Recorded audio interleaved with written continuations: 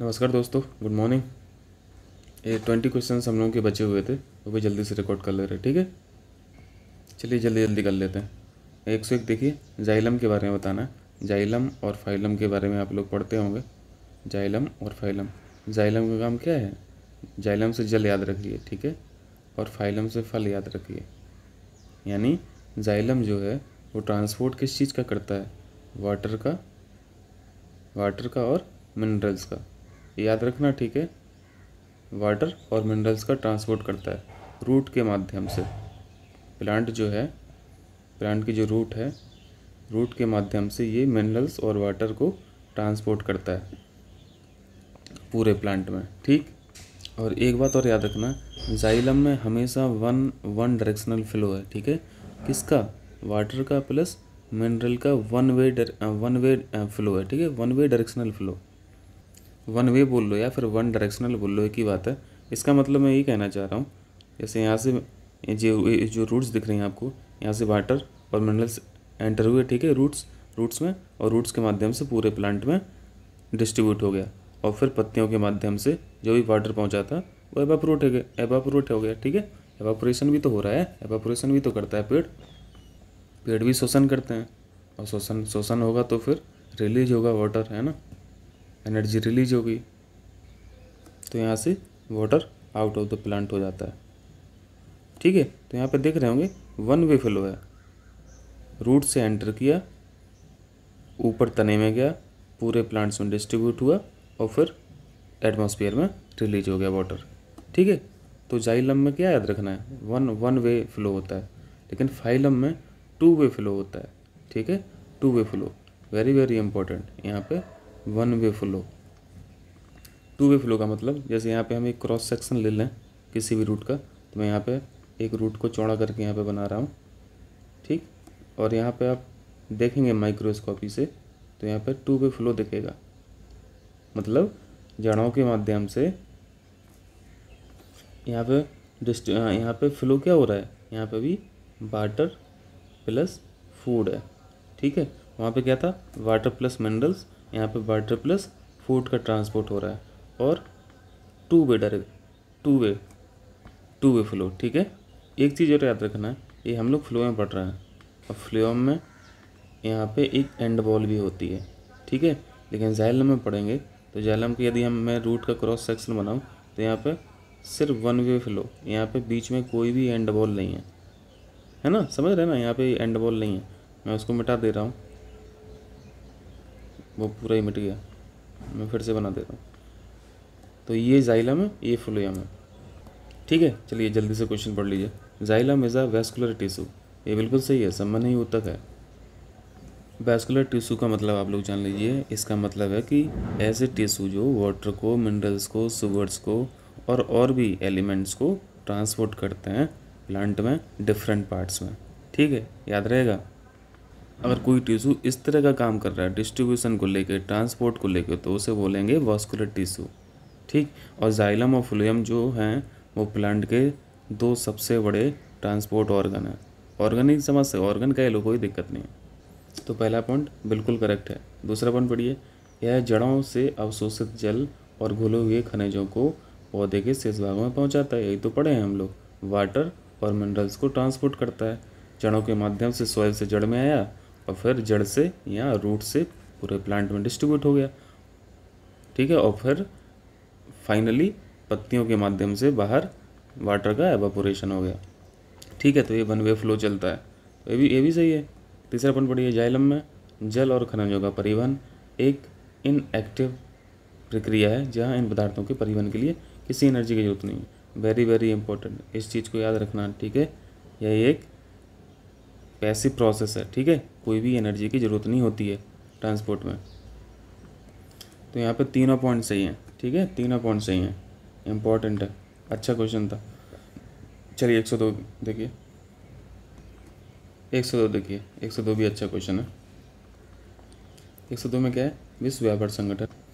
देखिए भाई, व्यापार के लिए, व्यापार को जज करने के लिए, व्यापार में कोई डिस्टॉर्शन तो नहीं हो रहा, इस तरह की एक्टिविटी को देखने के लिए WTO बैठा है, ठीक। तो सभी सरकार को ये भी ध्यान रखना पड़ता है कि कि हम जो भी योजना लागू करने वाले हैं उसमें कुछ ऐसा काम ना हो जो अगेंस्ट द WTO नॉर्म्स रहे। अगर अगेंस्ट में रहेगा तो वो फिर नोटिस भेज देगा और दुनिया भर के न्यूज पेपरों में वो भी निकाल देगा, तो उसमें बदनामी अलग होगी। खैर, इनकी बदनामी से हम लोग अपना काम करना थोड़ा ना छोड़ेंगे। हर चीज़ तो पॉलिटिसाइज कर दी गई है ना। ये जो मानदंड की बात कर रहे हैं, ये मानदंड देखो 3 तरह के हैं। यानी WTO बोलता है कि भैया तुम जो भी अपने देश में बना रहे हो उसको सब कुछ फ्री में ना बांट देना, ठीक है, या फिर हर प्रोडक्ट पे या फिर हर योजना पे सब्सिडी ना दे देना। यानी WTO ने कुछ लिमिटेशन कर दिया कि भैया या आप इस प्रोडक्ट पे कुछ सब्सिडी दे दो, कुछ प्रोडक्ट ऐसे हैं जिस पे सब्सिडी की बिल्कुल भी ज़रूरत नहीं है, और कुछ ऐसे प्रोडक्ट हैं जिस पे 2 सब्सिडी कोई दिक्कत नहीं है, WTO को भी नहीं है और उससे कोई व्यापार का लॉस भी नहीं हो रहा है। तो WTO ने सब्सिडीज़ जो हैं वो 3 बॉक्स में या फिर 3 तरीके से कैटेगराइज कर दिया, ग्रीन बॉक्स, अम्बर बॉक्स और ब्लू बॉक्स। इंपॉर्टेंट है, ठीक है, सेपरेटली भी पूछता है।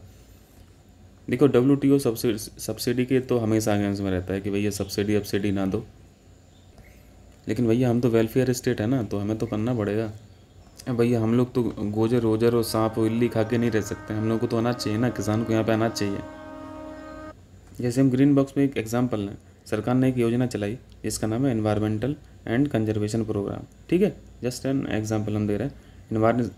एनवायरमेंट को संरक्षण करने के लिए कोई प्रोग्राम चलाया, ठीक है, और ऐसी घोषणा की सभी लोगों से कि हम आपको सब्सिडी देंगे, आप इस प्रोग्राम को लॉन्च करवाइए।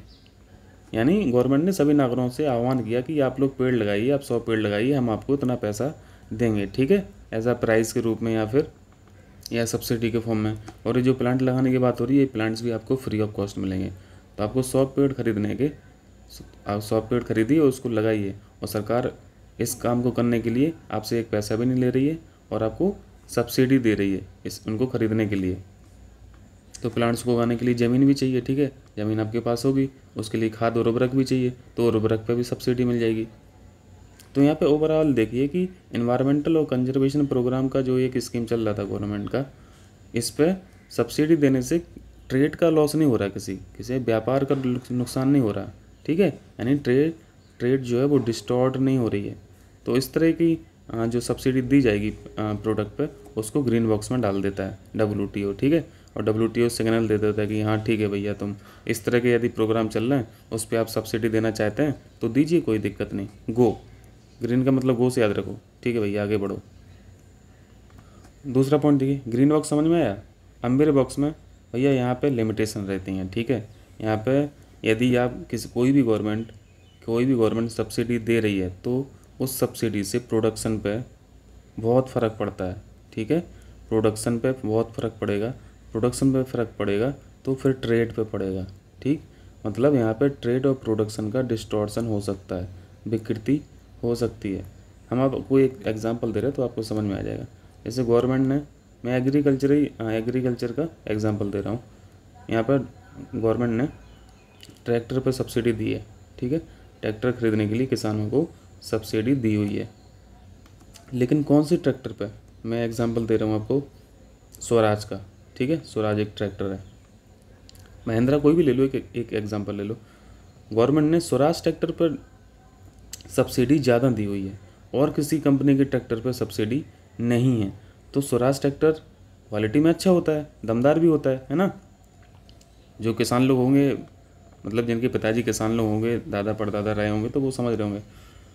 तो यहाँ पे होगा क्या, स्वराज पे इतनी ज़्यादा सब्सिडी मिल रही है कि सारे किसान स्वराज ट्रैक्टर को खरीदने के लिए पहुँच गए शोरूम, और स्वराज कंपनी वाले मालिक ने क्या प्रोडक्शन बहुत ज़्यादा बढ़ा दिया, तो उसके तो बल्ले बल्ले हो गए। लेकिन बाकी कंपनियों के जो ट्रैक्टर थे उनका व्यापार पे क्या फ़र्क पड़ेगा, वो तो चौपट हो जाएंगे ना भाई।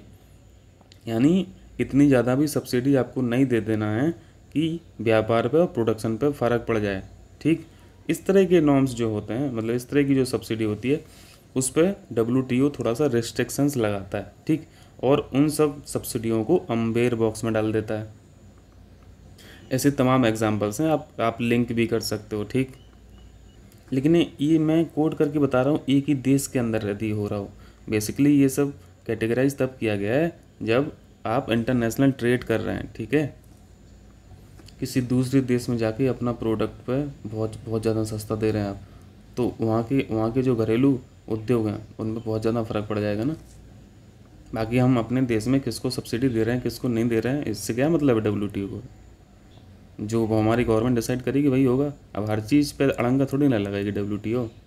गवर्नमेंट चाहे तो फ्री में ट्रैक्टर बांट सकती है, WTO चिल्लाता रहेगा कि भैया ये क्या कर रहे हो, ये गलत है, ये अगेंस्ट द ट्रेड है और फलाना ढिमका, चिल्लाती रहेगी, लेकिन कुछ कर थोड़ी ना पाएगी। हाँ, लेकिन जहाँ पे भी ये फिर इंटरनेशनल ट्रेड के अगर रिगार्डिंग कोई बात आई इस तरह की, तब वो रोकेगा टोकेगा। अब ऐसे भी WTO तो गवर्नमेंट के खिलाफ, गवर्नमेंट की जो वेलफेयर स्कीम है और सब्सिडी इसके हमेशा खिलाफ ही रहा है, अगेंस्ट रहा है। तो अम्बेर में ज़्यादातर वो एग्जांपल्स आ जाते हैं जिसमें सब्सिडी खूब मिलती है। ठीक है, तो आपने देखा होगा किस पे मिलती है सब्सिडी, दवा के, खाद पे मिलती है, बीज पे मिलती है, इरिगेशन पे मिलती है। ठीक है, एक मिनिमम सपोर्ट प्राइस, ये जान ही रहे हैं, तो मिनिमम सपोर्ट प्राइस है ही, तो साफ साफ दिख रहा है सब्सिडाइज ये ग्रेन्स हैं। इस पर क्या मिलता है, मिनिमम सपोर्ट प्राइस पे कोई भी अनाज किसानों का गवर्नमेंट खरीदती है, या फिर इतना कम से कम इतना देने का वादा करती है कि भैया इससे कम नहीं देंगे। लेकिन किसान को इतना मिल नहीं पाता है हकीकत में, आपको बता दूं।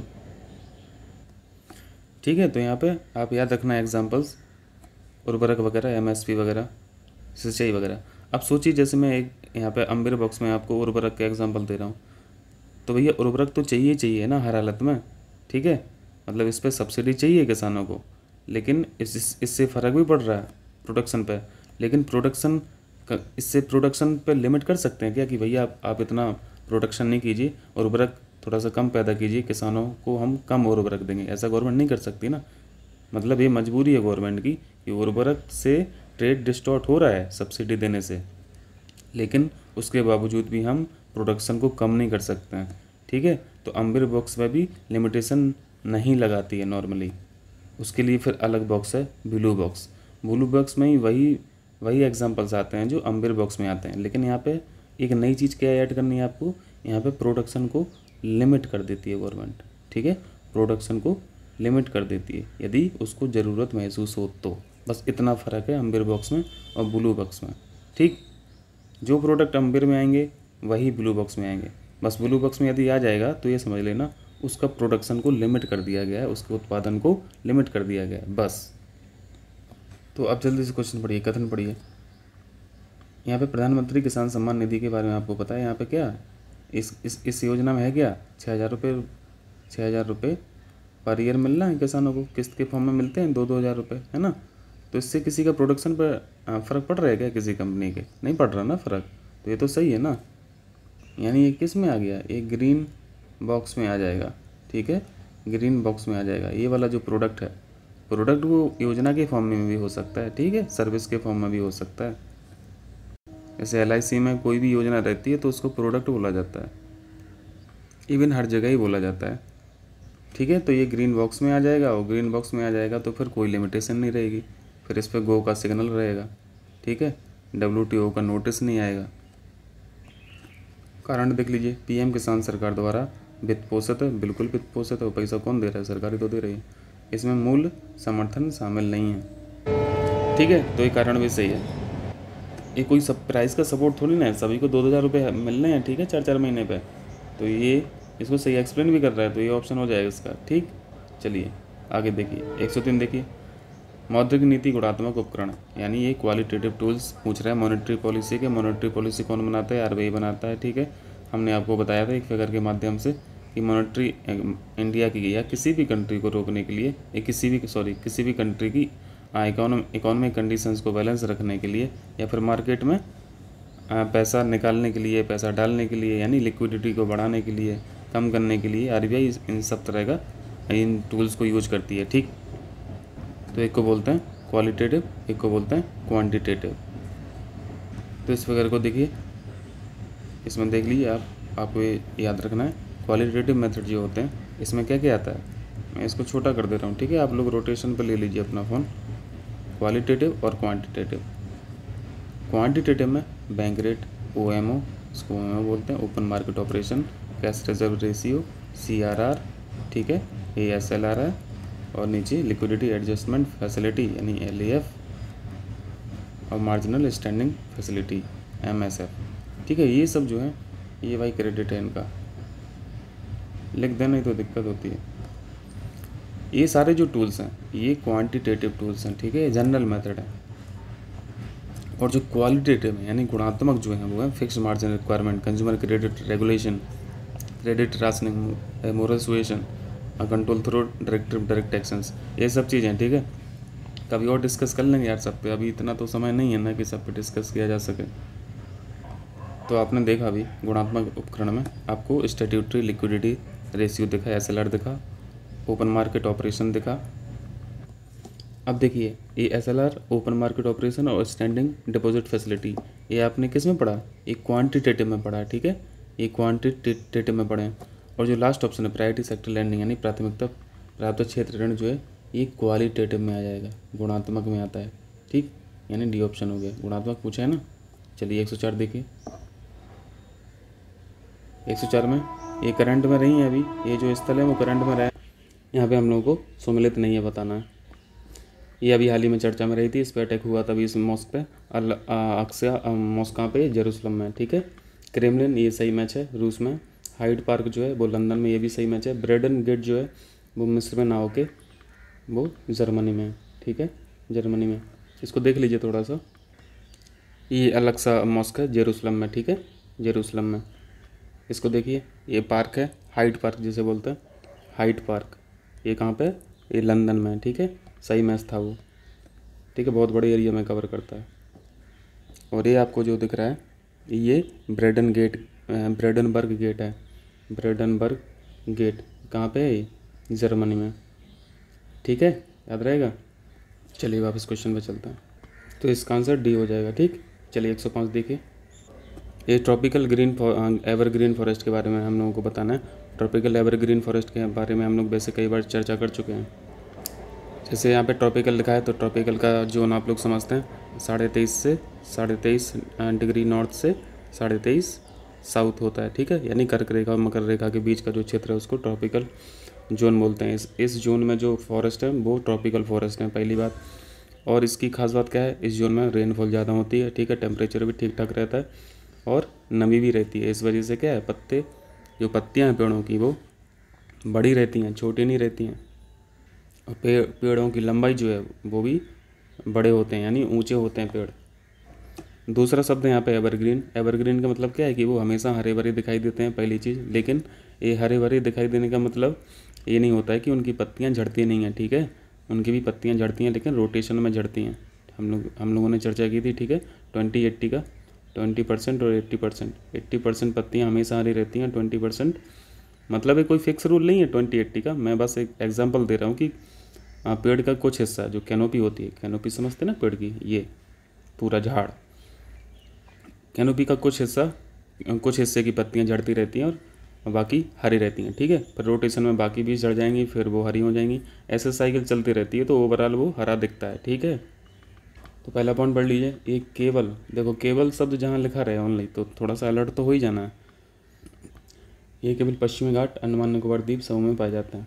देखो केवल पश्चिमी घाट और अंडमान निकोबार में नहीं पाए जाते हैं, ये आपको नॉर्थ ईस्ट जोन जो है वहाँ पे भी मिल जाएगा, ठीक है, बहुत अच्छी मात्रा में वहाँ पे भी होते हैं। दूसरा पॉइंट पढ़िए, मतलब ये गलत हो गया, ठीक है, केवल की वजह से। दूसरा पॉइंट पढ़िए, इनके वृक्ष प्रत्येक वर्ष एक निश्चित समय पर अपने पत्ते गिराते हैं। बस आपको यही थोड़ा सा ध्यान रखना, ये जो 20-80 का मैंने बताया कि 20% पत्तियाँ झड़ती रहती हैं, ठीक है, तो ये जो झड़ने का समय होता है ये डेसिडुअस फॉरेस्ट की तरह नहीं होता है कि वो सीजन बाई सीजन पत्ते झड़ाते हैं और फिर से नए पत्ते हो जाते हैं। तो यहाँ पर टाइम फिक्स नहीं होता है इन फॉरेस्ट में, तो ये थोड़ा सा ध्यान रखना, यानी निश्चित समय नहीं होता, रैंडम समय होता है।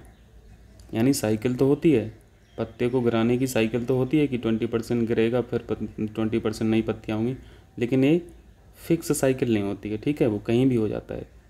यहाँ पे पत्ते झड़ गए, ठीक है, फिर यहाँ पे झड़ गए, फिर यहाँ पे झड़ गए, फिर दूसरी साइकिल आई तो ये साइकिल फिर हो सकता है इस यहाँ पे ये सीजन आया तब पत्ते झड़ गए, यहाँ पे हो गया, फिर यहाँ पे हो गया, ऐसे, ठीक है, रैंडम रहता है। तो ये पॉइंट भी गलत हो गया। सी पॉइंट देखिए, एनी, महोगनी, हाँ, इसके अलावा शीशम भी है, ठीक है, और तमाम आबनूस भी है, बहुत सारे वृक्ष हैं जो ट्रॉपिकल एवरग्रीन में आते हैं।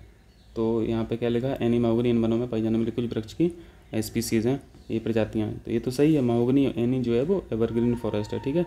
शीशम भी जोड़ सकते हो, शीशम एवरग्रीन में भी आता है और डेसिडुअस में भी आता है, ठीक है। क्लाइमेटिक कंडीशंस पे डिपेंड करता है।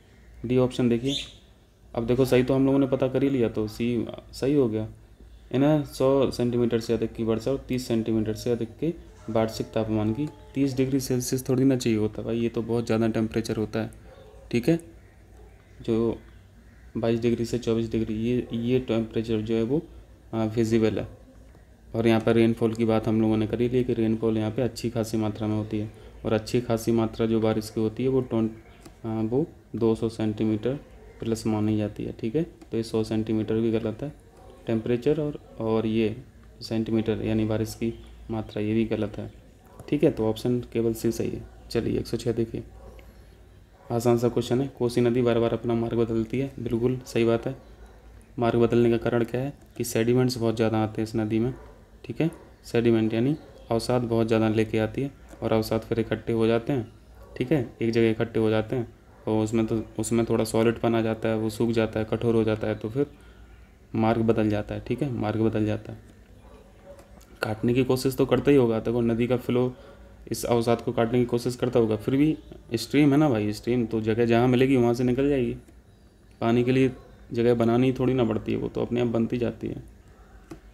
कारण देख लिए, कोसी अपना मार्ग बदलती है क्योंकि यह मैदानी क्षेत्र से होकर बहती है और वहाँ इस पर बड़ी संख्या में बांध बनाए गए। तो ये तो गलत है ना भाई, मैदानी क्षेत्रों से थोड़ी ना बह रही है। यानी कोई भी नदी सिर्फ मैदानी भागों में नहीं बहती है, पहाड़ों से निकल के आती है, और हर कोई नदी मैदानी भाग में लास्ट में जाएगी, ठीक। हाँ, अगर इस मैदानी भाग में सेडिमेंट्स इकट्ठे हो गए तो फिर मार्ग बदलने की पॉसिबिलिटी बहुत ज़्यादा हो जाएगी। तो यहाँ पे जो कारण है मार्ग बदलने का, यहाँ पे बांध लिखा है, बांध के कारण मार्ग बदलती है, नहीं बदलती बांध के कारण। यहाँ पे कारण क्या है कि ट्रिब्यूटरी बहुत ज़्यादा है, ठीक है। इसकी ट्रिब्यूटरी बहुत ज़्यादा है, किस कोसी नदी की 7 नदी हैं, 7 नदी इसकी ट्रिब्यूटरी हैं, तो वो सब भी तो सेडिमेंट्स लेके आएंगी, और वो सब सेडिमेंट्स लेके आएंगी तो कहाँ पर, इसी नदी में पटकेंगी, और फिर वो आगे जाके जमा हो जाएगा कहीं, और सूख जाएगा तो फिर चेंज हो जाएगा रास्ता, दूसरा रास्ता बना लेगी, ठीक है। तो बांध कारण नहीं है, ट्रिब्यूटरी, नंबर ऑफ ट्रिब्यूटरी बहुत ज़्यादा है, ये कारण है। तो आर गलत है, ये सही है, ठीक है।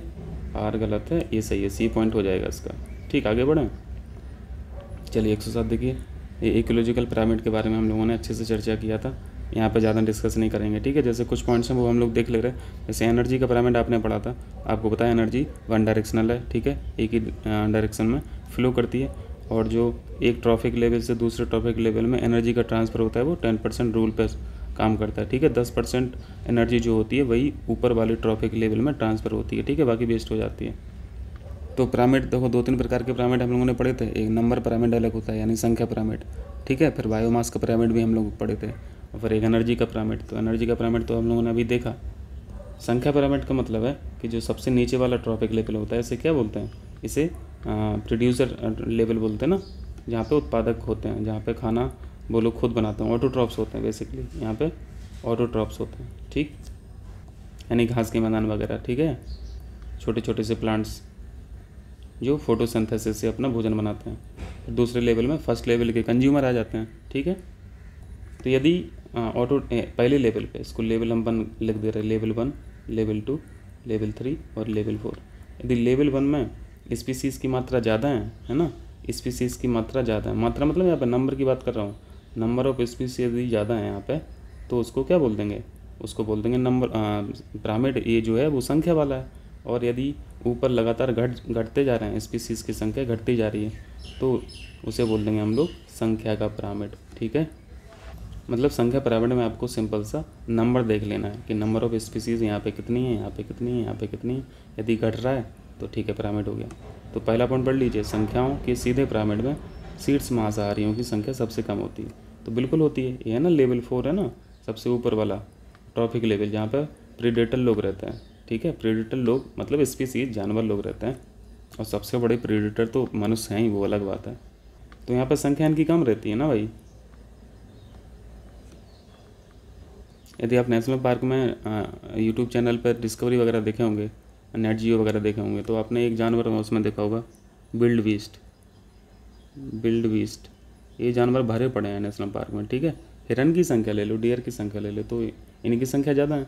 फिर इससे ऊपर के लेवल पे जाओगे, जो इसको खाने वाले होते हैं वो संख्या में कम है, जैसे हाइना हो गया, ठीक है, पैंथर हो गया, लाइनस हो गई, लाइन हो गया, टाइगर, प्यूमा, ये सब कैराकल वगैरह, तो इनकी संख्या कम है। तो ये पॉइंट बिल्कुल ठीक है। दूसरा पढ़िए, बायोमास का पिरामिड कभी उल्टा नहीं होता। देखो अब आपको बायोमास देख लेना, अभी हम लोग नंबर देख रहे थे, ठीक है, हर लेवल पर नंबर देख रहे थे स्पीसीज़ की, अब बायोमास देख लेना है किस किस का बायोमास ज़्यादा है। तो बायोमास के दो पिरामिड होते हैं, सीधा भी होता है उल्टा भी होता है, यानी इसको सीधा पिरामिड बोलते हैं और इसको सॉरी मैं मिटा दे रहा हूँ, गलत बन गया, और इसको उल्टा पिरामिड बोलते हैं, ठीक है। ये सीधा, ये उल्टा है। इसका क्या मतलब, इसका मतलब तो आप जानते हैं कि नीचे वाले ट्रॉफिक लेवल पे बायोमास ज़्यादा रहेगा, तो ये वाला पिरामिड बन जाएगा। और इसका मतलब क्या है, नीचे वाले ट्रॉफिक लेवल पे बायोमास कम है और सबसे ऊपर वाले ट्रॉफिक लेवल पे बायोमास ज़्यादा है, तो ये उल्टा हो जाएगा पिरामिड, है ना। तो ऐसी स्थिति कब आती है और ऐसी स्थिति कब आती है, जल्दी से बता दीजिए। तो अभी ऐसे ही जल्दी से डिस्कस कर ले रहे, ये स्थल वाले जो पिरामिड होते हैं बायोमास के, स्थल पे हैं, जो स्थल पे बन रहे हैं, ठीक है, यानी स्थल पे जो फूड चेन वर्क कर रही हैं वो सीधे पिरामिड बनती हैं, ठीक है, उनमें सीधे पिरामिड बनते हैं। और जो जलीय हैं, जो एक्वेटिक इकोसिस्टम है, वहाँ पे जो बायोमास का पिरामिड बनता है वो उल्टा बनता है, ठीक है। तो ये याद रखना, उल्टा पिरामिड जो बनता है वो एक्वेटिक में यानी जलीय पारितंत्र में बनता है और ये स्थल पे बनता है, ठीक है।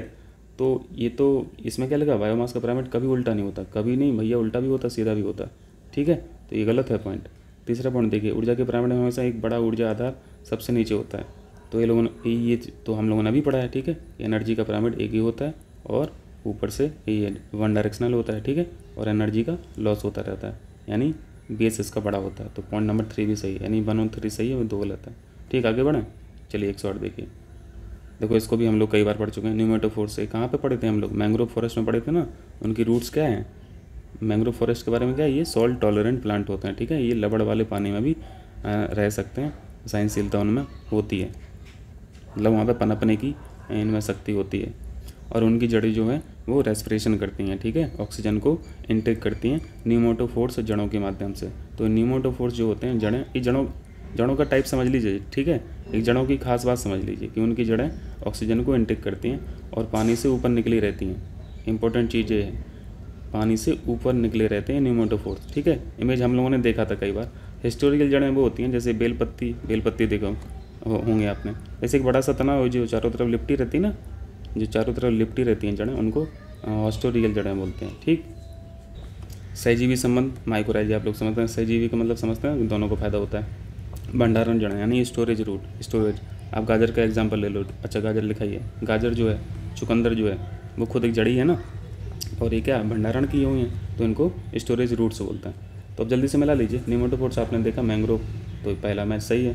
हिस्टोरिकल जड़ें देख लीजिए, परजीवी पौधों की जड़ें, ये बिल्कुल लिपटी रहती हैं तने से, ठीक है, और उसको दूसरे वालों को चौपट कर देती हैं। परजीवी संबंध में क्या होता है, हमने आपको बताया था, प्लस और माइनस का इसमें संबंध रहता है, ठीक है। एक स्पीसीज़ फ़ायदे में रहती है और दूसरी स्पीसीज़ घाटे में रहती है। तो फ़ायदे वाली स्पीसीज़ कौन सी है, परजीवी वाली, जिसकी ये जो है, ये जो चारों तरफ से लिपट गई है, उस तने को चारों तरफ से लिपट गई हैं जड़ें, ये परजीवी हैं, इनका फ़ायदा हो रहा है, लेकिन इसका नुकसान हो रहा है, जो तना बनाया हमने, ठीक है, अंदर जो तना बना है उसका नुकसान हो रहा है, तो ये नेगेटिव हो गया। सहजीवी संबंध कवक ऊतक के साथ संशोधित जड़ों का संयोजन, ये भी ठीक है, ठीक है, मतलब ये 1 2 3 4 सही मैच है सब। तो इसका कोड क्या हो जाएगा, 1 2 3 4, ठीक। आगे बढ़ें, चलिए 109 देखिए। 2021 में भारत में प्रत्यक्ष विदेशी निवेश यानी FDI की बात कर रहे हैं, और प्रवाह में कितनी प्रतिशत की वृद्धि देखी गई, ये इंपॉर्टेंट क्वेश्चन है, ठीक है। 10% का इंक्रीमेंट हुआ है, 10% का इंक्रीमेंट याद रखना, ठीक है, FDI में 10% का इंक्रीमेंट। चलिए 110 देखिए, ये इंपॉर्टेंट क्वेश्चन है, बुक से क्वेश्चन तो आने ही आना है, ठीक है, मान के चलना कि 1 क्वेश्चन 2 क्वेश्चन तो रहना ही रहना है। तो यहाँ पे हम लोग सीधे उससे देख ले रहे हैं, इससे ऐसे याद नहीं रहेगा। इसको देखिए, एक बुक का नाम है Sikkim history of intrigue and aliens, ये किसकी है, ये प्रीत मोहन और सिंह मलिक साहब की है, ठीक। इसको देखते रहिए बार बार। दूसरा है India and Asian geopolitics, the past and present, ये किसकी है, शिव शंकर मेनन, इम्पॉर्टेंट है, ठीक है, इम्पॉर्टेंट है। ये देखिए, एक किताब ऑप्शंस में ये दिए, लैंग्वेजेस ऑफ ट्रूथ, ये किसकी है, ये सलमान रश्दी की है, सलमान रश्दी साहब की है, ठीक है। चौथी बुक का नाम है life in the clock tower, life in the clock tower valley, ये किसकी है? ये शकूर राठर, ठीक है, शकूर राठर साहब की है। ठीक, याद रहेगा, ये 4 किताबें। अब हम लोग जल्दी से मैच करा लेते हैं, अब आसान हो जाएगा थोड़ा सा। तो अभी आपने life in the clock tower valley किसकी पढ़ी? शकूर राठर साहब की, इनकी पढ़ी है। ठीक है, तो डी का 1 हो गया, डी का 1 हो गया। India and Asian Jio politics, ये किसकी है? ये मेनन साहब की है। ठीक है, ये मेनन साहब की है, तो इसका 2 हो गया। सिक्किम साजिश गठबंधन का इतिहास, इंग्लिश में पढ़ लीजिए, हम लोग इंग्लिश में पढ़े ना, इंट्रिगन एलियंस, तो ये प्रीतिमोहन और सिंह मलिक साहब की है, ये 4 है। ठीक है, तो ये फिर 3 बचा। सलमान रश्दी साहब की लैंग्वेजेस ऑफ ट्रुथ, ऐसे 2003 से 2020। तो यहाँ पर कोड क्या बना? 3421, याद रहेगा। 3421 तो हमें दिख ही नहीं रहा कोड, कुछ गलत हो गया क्या हम लोगों से? गलत कहा, हम लोग को नहीं, मतलब हमें दिख ही नहीं रहा है। यहाँ पर लिखा तो है 3421। ठीक है, बी ऑप्शन हो गया। चलिए 111 देखिए, यहाँ पे प्रिविलेजेस की बात कर रहे हैं। प्रिविलेज मोशन जो है, विशेष अधिकार प्रस्ताव की जांच में प्रथम प्राथमिक स्तर पर कौन होता है? विशेष अधिकार से संबंधित कोई भी यदि इशू रहेगा तो उसको मैनेज कौन करता है? लोकसभा अध्यक्ष और राज्यसभा के सभापति। मतलब राज्यसभा में राज्यसभा के सभापति करेंगे और लोकसभा में लोकसभा अध्यक्ष करेंगे। ठीक है, और प्रिविलेजेस, विशेष अधिकार आपको पता है सांसदों को दिए जाते हैं। ठीक है, संसद के सदन के अलग विशेष अधिकार हैं और सांसद लोगों के यानी मेंबर ऑफ पार्लियामेंट के अलग विशेष अधिकार होते हैं। अगर इनका वायलेशन वगैरह होता है तो नोटिस वगैरह देनी होती है, उस नोटिस की जांच वगैरह ये सब लोकसभा अध्यक्ष और राज्यसभा के सभापति अपने अपने हाउसेस में करते हैं। ठीक, तो आंसर सी हो गया। चलिए 112 देखिए, निम्नलिखित में से कौन सा आयोग अनुच्छेद, वेरी वेरी इंपॉर्टेंट। ठीक है, 338 में क्या है? 338 ए में देखिए एक आर्टिकल है, आर्टिकल 338 में शुरुआत में जब 338 ए बनानी था तो 338 में ही दोनों कमीशन थे, यानी दोनों कमीशन एक आयोग में ही मर्ज थे। ठीक है, उसे बोलते थे national commission of scheduled caste and scheduled tribe. ठीक है, मतलब एक ही कमीशन था अनुसूचित जाति और जनजातियों के लिए। ठीक है, फिर इसके बाद कॉन्स्टिट्यूशन अमेंडमेंट हुआ और दोनों ये जो आयोग हैं वो अलग अलग हो गए, यानी national commission of scheduled caste अलग हो गया और national commission on scheduled tribe, अनुसूचित जनजाति का अलग हो गया आयोग और अनुसूचित कास्ट का अलग हो गया। ठीक है, तो ये तो 338 में ही बना रहा, शेड्यूल्ड कास्ट का ये तो 338 में ही बना रहा, इसको अलग आर्टिकल जोड़ के अलग कर दिया गया 338 ए से, और 338 से पूछ रहा है। ठीक है, तो ये शेड्यूल्ड ट्राइब का हो जाएगा, यानी अनुसूचित जनजाति के लिए राष्ट्रीय आयोग, सी ऑप्शन हो जाएगा। ठीक है, और ये बी ऑप्शन लिखा है, ये 338 में है। ठीक, और जिस कॉन्स्टिट्यूशन अमेंडमेंट एक्ट से ये अलग हुए दोनों कमीशन, वो आपको याद रखना है, ये था 89 कॉन्स्टिट्यूशनल अमेंडमेंट एक्ट, और एक कब हुआ था? 2003 में हुआ था। ठीक है, याद रहेगा, इसमें इतनी बातें आपको जानना है। चलिए 113 देखिए, निंदा प्रस्ताव की यहाँ पे बारे में पूछ रहे हैं। सेंसस मोशन जो होता है, निंदा प्रस्ताव किसके खिलाफ किया जाता है? जो वर्तमान में गवर्नमेंट है। ठीक है, यानी जो सरकार सत्ता में है। ठीक, तो जल्दी से पढ़ लीजिए, इसे सरकार के किसी विशिष्ट नीति के विरुद्ध या किसी मंत्री के विरुद्ध या पूरी मंत्रिपरिषद के विरुद्ध लाया जा सकता है। ये बिल्कुल करेक्ट है कि सही है? ये गलत है। ठीक है, तो ये बिल्कुल करेक्ट है।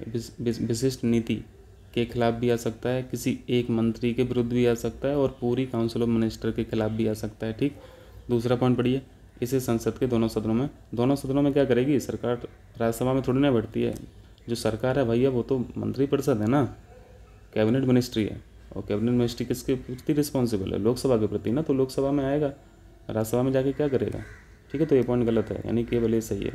ठीक, चलिए 114 देखिए, ये जल्दी से मैचिंग का क्वेश्चन है, जल्दी से बता दीजिए। अशोक की मृत्यु मौर्य साम्राज्य, ये मौर्य साम्राज्य की थे। ठीक है, अशोक साहब, अशोक की मृत्यु 331 ईसा पूर्व में हुई थी, बिल्कुल करेक्ट है। मौर्य साम्राज्य की स्थापना कब हुई होगी? ये बीसी है। ठीक है, बीसी है, और अशोक मौर्य साम्राज्य की थे और स्थापना इन्होंने की नहीं थी। ठीक है, इनके दादा ने की थी, तो दादा का समय और पीछे चला जाएगा ना, यानी और बीसी में चला जाएगा और पीछे।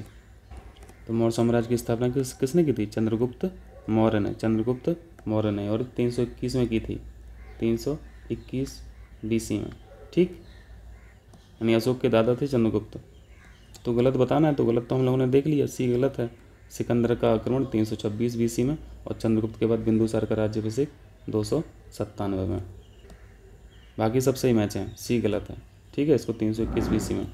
चलिए 115 देखिए, निम्नलिखित किस बहमनी शासक ने राजधानी को गुलबर्ग से बीदर स्थानांतरित किया था। जस्ट फैक्ट है, आप इसको याद कर लीजिए।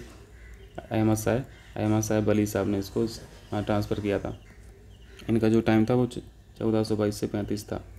खैर ये याद रहने वाला नहीं है, लेकिन थोड़ा सा टाइम फ्रेम में माइंड मैप में याद रखना कि ये किसके आसपास थे। ठीक है, चलिए 116 देखिए।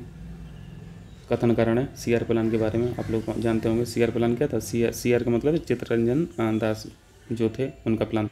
सॉरी, चित्तरंजन दास बोल रहे हैं। CR मतलब सी राजगोपालाचारी साहब जो थे उनका प्लान था। इन्हीं का प्लान था। ये 1944 में आया था। ठीक है, 1944 में। और CR प्लान के बारे में क्या बोला जाता है कि ये इन्होंने मुस्लिम लीग को बनवाने में भी हेल्प की। मतलब इन्होंने का मतलब इस प्लान में ऐसा कुछ विरोध नहीं था, अगेंस्ट में नहीं था कि पाकिस्तान ना बने। मुस्लिम लीग, मैंने गलत बोल दिया, सॉरी, पाकिस्तान की बात कर रहा हूँ मैं यहाँ। मुस्लिम लीग तो 1906 से ही चल रही थी। इस प्लान में जो जो भी बिंदु रखे थे इन्होंने, उन बिंदुओं में कहीं पे भी पाकिस्तान को ना बनने के लिए ऐसे स्ट्रिक्टली अगेंस्ट में नहीं लिखा। यानी इसको बोला जाता है कि मौन स्वीकृति थी। ठीक है, मौन स्वीकृति थी ये पाकिस्तान के बनने में। CR प्लान कारण में यही लिखा है। ठीक है, तो ये सही है। कारण सही है, लेकिन कथन को हम लोगों ने ठीक से नहीं पढ़ा, हमने नहीं पढ़ा। CR प्लान आगे तो पढ़ो। ये CR दास द्वारा तैयार किया गया। CR दास नहीं, नाम तो हम लोग किसका ले रहे थे? सी राजागोपालाचारी साहब का नाम ले रहे थे ना, तो उन्होंने प्लान किया था, दास साहब ने नहीं किया था। तो कथन गलत है, आर सही है। ठीक, आर सही है, ये गलत है, डी। चलिए 117 देखिए। देखो आसान सा क्वेश्चन है। बेंजोइक अम्ल में क्या पढ़ते रहते हैं? बेंजोइक एसिड ये फूड प्रिजर्वेशन में यूज करते हैं ना, जैसे कई बार पढ़े होंगे। सिट्रिक एसिड ये क्या है? ये तो फ्लेवरिंग ड्रिंक है। नाइट्रिक एसिड ये बहुत डेंजर है, ये विस्फोटक निर्माण में यूज होता है। और ऑक्जेलिक अम्ल का भी कई तरह के यूज हैं। ठीक है, वैसे यहाँ पे तो फिलहाल यहाँ पे स्याही दाग हटाने वाला लिखा है, तो इसको याद रख लेना है। ठीक है, तो कोड क्या बन गया? ऑक्जेलिक अम्ल को हम लोग 4 से कर दे रहे हैं, नाइट्रिक एसिड को विस्फोटक से कर दे रहे हैं, बेंजोइक को खाद्य परिरक्षण यानी फूड प्रिजर्वेशन 1 से, और ये 4312 इसका कोड बन गया। 4312 यानी डी ऑप्शन सही है। ठीक, चलिए आगे देखिए। कौन सा विटामिन रक्त स्कंदन यानी ब्लड क्लॉटिंग की बात कर रहे हैं? क्लॉटिंग ऑफ ब्लड किससे होता है? इसको वेरी इजी क्वेश्चन है। तो क्लॉटिंग किससे पढ़ते थे हम लोग? जिससे रुकती है क्लॉटिंग, विटामिन के से क्लॉटिंग नहीं होती है। ठीक है, अगर इसकी कमी हो जाएगी तो क्लॉट नहीं होगा ब्लड, मतलब वो गाढ़ा नहीं बनेगा। जैसे चोट लग जाती है तो गाढ़ा हो जाता है ना, तो खून बंद हो जाता है, नहीं तो इसकी कमी रहेगी तो निकलता रहेगा बना के। ठीक है, तो विटामिन के याद रखना। 119 देखिए। EBRD के बारे में पूछा है, यूरोपियन पुनर्निर्माण और विकास बैंक, यानी European bank for reconstruction and development, EBRD। इसकी संस्था इतना लेट नहीं हुई थी, अभी हाल ही में हुई है, 1991 में हुई थी। ठीक है, तो ये पॉइंट तो गलत हो गया। और भैया बैंक है, तो बैंक से क्या समझ में आ रहा कि ये फाइनेंशियल इंस्टीट्यूट होगा। ठीक है, इसके काम जो सर्विस जो होंगी वो फाइनेंशियल इंस्टीट्यूशन लिख दे रहा हूँ। ठीक है, और इंडिया भी इसका मेंबर है। ठीक, इंडिया भी इसका मेंबर है। तो दूसरे पॉइंट में इसमें मेंबर लिखा है। ठीक है, दूसरा पॉइंट ठीक है, पहला पॉइंट गलत है। ठीक, चलिए 120 देखिए। इसमें गरीबी के प्रकार बताना है और जल्दी से बता दीजिए। यहाँ पे स्थितिजन गरीबी, मतलब शब्दों से आप लोग लिंक करके आराम से कर सकते हैं। ठीक, स्थितिजन परिस्थितिजन, जैसे कोई संकट आ गया। ठीक है, कोई भी घटना हुई, एक्सीडेंट हो गया, जैसे घर में एक ही लोग कमाने वाला था। ठीक, और एक्सीडेंट में वही मर गया, तो फिर कमाने वाला क्या? फिर तो रोड पे आ जाएगा भाई पूरा परिवार, है ना। तो ये परिस्थितिजन हुआ है, ऐसा एक्सीडेंट हो गया और जो कमाने वाला था वही ख़त्म हो गया, तो फिर गरीबी झेलनी पड़ सकती है। और तमाम भी एग्जांपल्स हैं, जैसे हस्बैंड वाइफ की बात कर लें। ठीक है, हस्बैंड वाइफ, इसमें कमाने वाली मान लो वाइफ है। ठीक है, और नहीं कमाने वाला हस्बैंड है, और दोनों के बीच में तलाक हो गया। ठीक है, डाइवोर्स हो गया, तो फिर गरीब कौन होगा? हस्बैंड तो गरीब हो जाएगा फिर ना, इसको बहुत दिक्कत हो जाएगी। या फिर उल्टा एग्जाम्पल ले सकते हो, हस्बैंड कमाने वाला है या फिर वाइफ कमाने वाली नहीं है, तो फिर वाइफ को समस्या हो जाएगी तलाक के बाद। तो ये सब परिस्थिति जन्य हो रहा है, तो इसको जल्दी से मिला दीजिए। सी को किससे मिला दो? सी को आप इससे मिला दीजिए 4 से, आमतौर पर अचानक संकट और नुकसान के कारण। ठीक है, पीढ़ीगत गरीबी देख लीजिए। गरीबी चलती आ रही है, उस परिवार में कोई पढ़ा लिखा है ही नहीं है, नौकरी में आ ही नहीं पा रहा है। वो कहते हैं ना कि एक गरीब परिवार में या फिर किसी भी परिवार में जहाँ पे पहले कभी नौकरी नहीं की है किसी ने, अगर उसमें एक कोई नौकरी वाला हो जाता है तो आगे की पीढ़ी सुधर जाती है। लेकिन यहाँ पे ऐसा कुछ नहीं हो पा रहा है। ठीक है, तो आप इसको इससे मैच कर सकते हैं। उन परिवार में होता है जहाँ कम से कम 2 पीढ़ियों का जन्म गरीबी परिवार में हुआ है। ठीक है, यहाँ पूर्ण गरीबी से क्या मतलब है? निरपेक्ष। पूर्ण गरीबी का मतलब है कि इनका एग्जिस्टेंस हाँ, ये जो भर जीते हैं दिन भर, उनके माइंड में बस एक ही टेंशन रहती है कि बस आज खाने की जुगाड़ हो जाए, और ये उसके अलावा कुछ सोच ही नहीं पाते क्योंकि समय ही नहीं है ना, बेसिक कम्युनिटीज़ ही नहीं है। मतलब रोटी कपड़ा मकान वाली जो समस्या है ना, वो इनको खाए रहती है। सबसे बड़ा जो फोकस पॉइंट रहता है इनके लिए रोटी कपड़ा मकान का रहता है, ठीक है, कि बस आज के खाने की जुगाड़ हो जाए, वो पूर्ण गरीबी में आता है। आज खाने का हो जाए, कल का कल देखा जाएगा। कल जब आएगा तो फिर कल फिर से यही समस्या आ जाएगी कि आज फिर जुगाड़ करनी है खाने की। यानी ये एग्जिस्टेंस को लेके बड़ी समस्या रहती है इनको। खुद का जो एग्जिस्टेंस है वो बहुत बड़ा क्वेश्चन है इनके सामने, ठीक है। तो इसको किससे मिला दें? आवास पानी भोजन जैसी आवश्यकताएं कभी शामिल बी को ए से मिला दिया जाए, ठीक है, बी को ए से मिला दीजिए। और सापेक्ष गरीबी, रिलेटिव पॉवर्टी, इसको तो आप मिला सकते हैं। सापेक्ष का मतलब कि भैया पड़ोसी पैसा कमा रहा है, गरीब नहीं है, अमीर है, और हम गरीब हैं, तो ये सापेक्ष हो गई। अब यही एग्जांपल जो पूरी सोसाइटी पे कर दो। एक सोसाइटी है, उसमें काफ़ी लोग जो हैं वो ठीक ठाक हैं, मतलब कमाने वाले हैं लोग, अपना कर लेते हैं मैनेज, लेकिन उसमें एक दो परिवार ऐसे हैं जिनका बिल्कुल भी अर्निंग नहीं है, तो ये फिर गरीब हो जाएंगे, ठीक है, बाकी के कंपेयर में। मतलब रिलेटिव है, कंपेरेटिव है, ठीक। तो इसको जल्दी से मिला दीजिए किससे? एक परिवार की आर्थिक स्थिति जिसकी आय उसके सामाजिक औसत का मतलब यही हो गया, ठीक है, जो बाकी लोग अमीर थे सोसाइटी में उनसे कम है इन दोनों का, तो इसको सी से मिला दीजिए, ठीक है। तो डी का 3, अब इसको मिला लेना, ठीक है, हम लोग पढ़ तो लिए ही हैं। तो ये 120 क्वेश्चन हम लोगों ने कर लिए, 121 से 150। शाम को कोशिश करेंगे, ठीक है। अभी आते हैं फिर नौकरी चाकरी करके शाम तक, तो फिर शाम को रिकॉर्ड कर देंगे। आप लोगों का बहुत बहुत शुक्रिया।